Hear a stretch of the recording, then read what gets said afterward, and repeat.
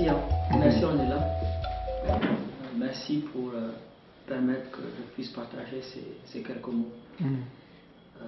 À vous tous qui êtes réunis, à toute la jeunesse, je voudrais présenter mes excuses les plus sincères. J'avais évidemment pris toutes les dispositions pour être parmi vous aujourd'hui et malheureusement à la dernière minute, j'ai dû m'absenter pour des raisons qui ne dépendent pas de ma volonté.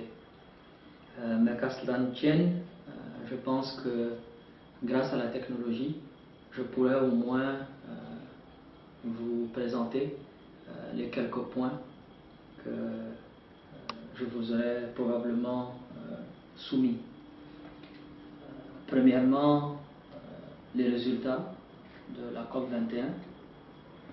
Deuxièmement, comment s'assurer d'une mise en œuvre, une mise en œuvre qui soit satisfaisante.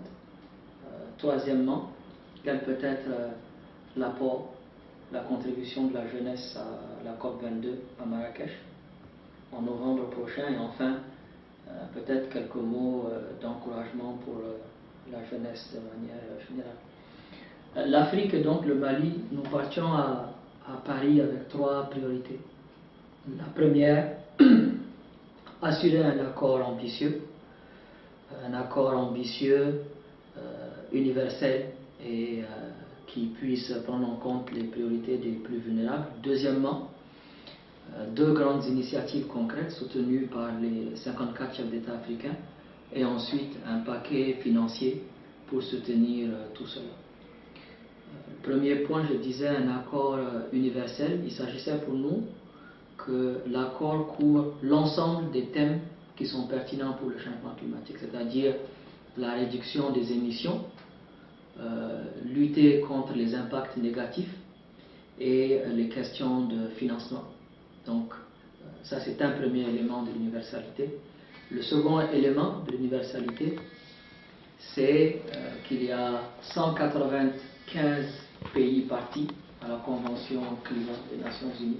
Et donc s'assurer que les 195 pays partis soient effectivement dans l'accord. Deuxièmement, un accord ambitieux.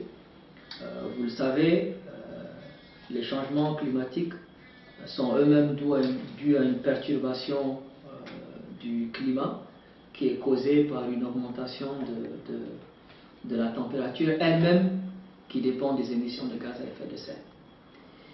L'Afrique partait avec une position, l'Afrique et un certain nombre de régions les plus vulnérables partaient avec une position d'avoir une élévation de cette température qui ne dépassait pas les 1,5 degrés. La communauté internationale s'était engagée il y a quelques années à ce que nous ne passions pas sous la barre, au-delà de la barre des 2 degrés. Donc à Paris, il était important pour nous que nous puissions avoir dans l'accord la prise en compte de cette position qui est fondamentale. Et c'est ce que nous avons eu. Nous avons eu à Paris que la communauté internationale s'engage à rester en dessous des 2 degrés et à faire tout ce qui était possible pour qu'on ne passe pas les 1,5. Et mandat a été donné au groupe international des experts sur l'évolution sur le climat, le GIEC, justement à l'horizon 2018, de produire un rapport spécial qui puisse nous renseigner, nous informer sur les implications justement de ces 1,5 degrés. Enfin, il était important de régler pour les pays les plus vulnérables qui subissent déjà aujourd'hui l'impact du changement climatique, mobiliser des financements pour que ces pays puissent s'adapter. Donc voilà le premier point qui était donc quand je parlais de l'accord, voilà les éléments de l'accord. Deuxièmement, des initiatives. Deux grandes initiatives ont été lancées à Paris par les 54 chefs d'État. Une initiative sur les énergies renouvelables qui espère dans la prochaine décennie à augmenter de manière significative la part des énergies renouvelables dans l'électrification du continent, enfin ou pour l'électrification du continent.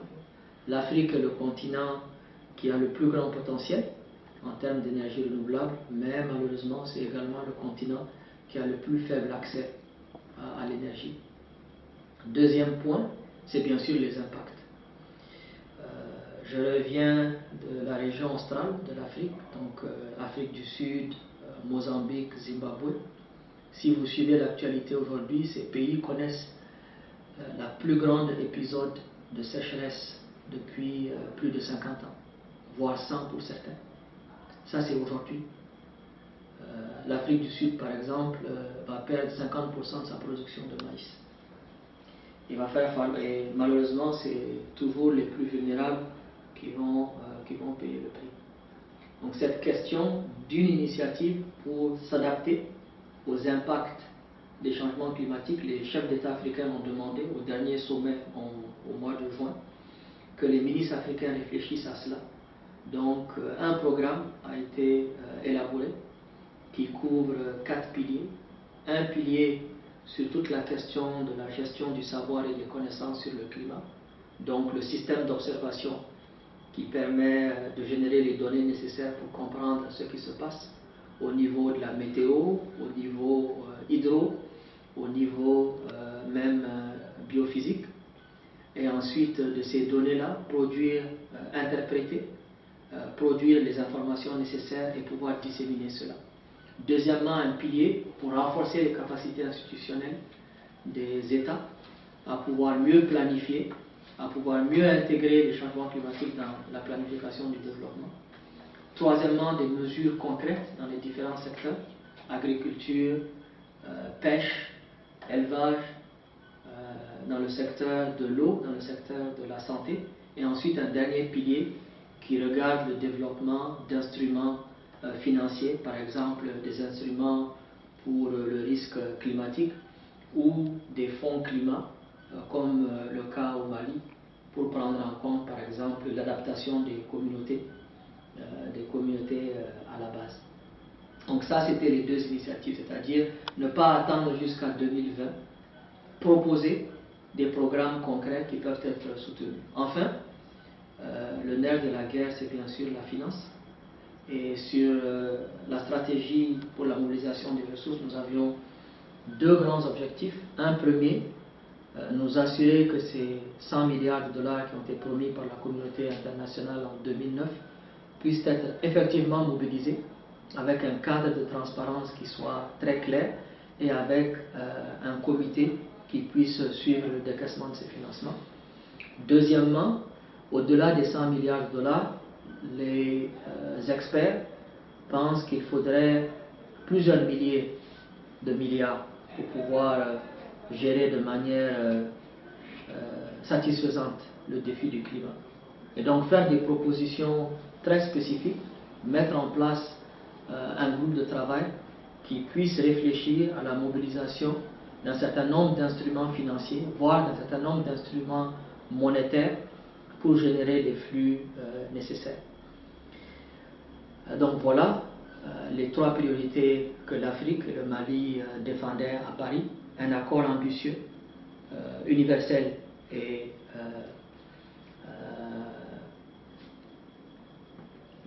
qui puisse prendre en compte les préoccupations des pays les plus vulnérables.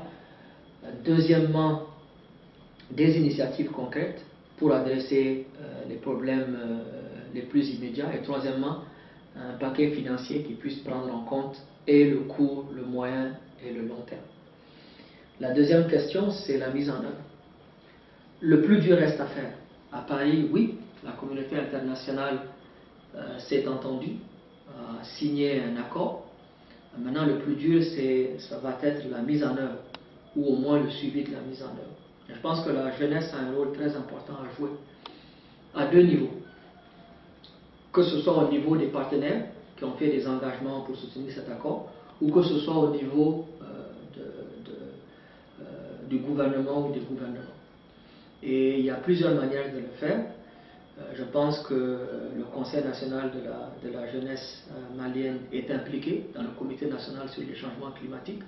Donc, un organe consultatif comme celui-là est le cadre par excellence pour permettre à la jeunesse malienne de poser des questions, d'être informée et bien sûr de voir comment est-ce qu'à son niveau elle pourrait bien sûr, elle-même apporté des contributions. Ce sont des contributions qui sont importantes. J'ai appris que toutes les grandes écoles et universités sont représentées aujourd'hui. Je pense que ces écoles sont dépositaires du savoir nécessaire dans tous les domaines pertinents pour la lutte contre les changements climatiques, que ce soit sur l'agriculture, que ce soit sur l'ingénierie de manière générale, que ce soit sur même l'économie ou l'administration publique. Je pense que les jeunes ont, à travers la poursuite de leurs études, les éléments nécessaires pour accompagner les décideurs, pour accompagner les politiques. Il faut s'engager. Spécifiquement par rapport à la COP22, il se fait qu'aujourd'hui, grâce à la technologie, tous les textes de négociation sont en ligne, sont disponibles sur Internet, les sujets sont connus, et donc pourquoi ne pas mettre en place à travers des clubs, des groupes de réflexion spécifiques sur, par exemple, l'agriculture intelligente par rapport au changement climatique, ou même des collègues qui sont intéressés par l'économie, la finance, la fiscalité, réfléchir à la fiscalité écologique. Il y a énormément de possibilités pour qu'une jeunesse sensibilisée, informée, puisse faire des contributions intellectuelles et scientifiques. Le dernier mot par rapport à la jeunesse elle-même et de manière générale, impliquez-vous, impliquons-nous. Quand on prend le cas du Mali, le Mali est un pays qui est enclavé au Sahel, dans le Sahara. 2 tiers de notre pays est recouvert par le désert. Nous n'avons pas d'accès à la mer, nous sommes enclavés.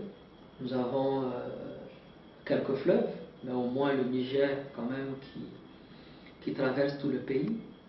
Et tout le monde, je pense, sait la vulnérabilité dans laquelle nous sommes. Nous avons connu 2 grandes sécheresses. La prochaine pourrait nous être fatale. Et mon mot véritablement, c'est il faut aujourd'hui que nous soyons à la recherche de l'excellence. À la recherche de l'excellence dans tous ces domaines pour pouvoir gagner cette bataille. On ne gagnera pas la bataille du développement si on perd la bataille de la lutte contre les changements climatiques. L'économie du Mali repose essentiellement sur la gestion de ses ressources naturelles. Ces ressources naturelles-là sont menacées par le changement climatique. Et donc, il faut comprendre le phénomène, il faut comprendre comment il se manifeste dans les différents secteurs pour pouvoir continuer à se développer et en même temps en gérant ce risque-là. Parce que c'est ça le défi. Le changement climatique va nous empêcher de nous développer si nous n'adressons pas ces impacts. Donc il faut comprendre les risques, gérer les risques, mobiliser les ressources nécessaires. Donc il y a de la place pour l'ensemble des écoles qui sont réunies aujourd'hui.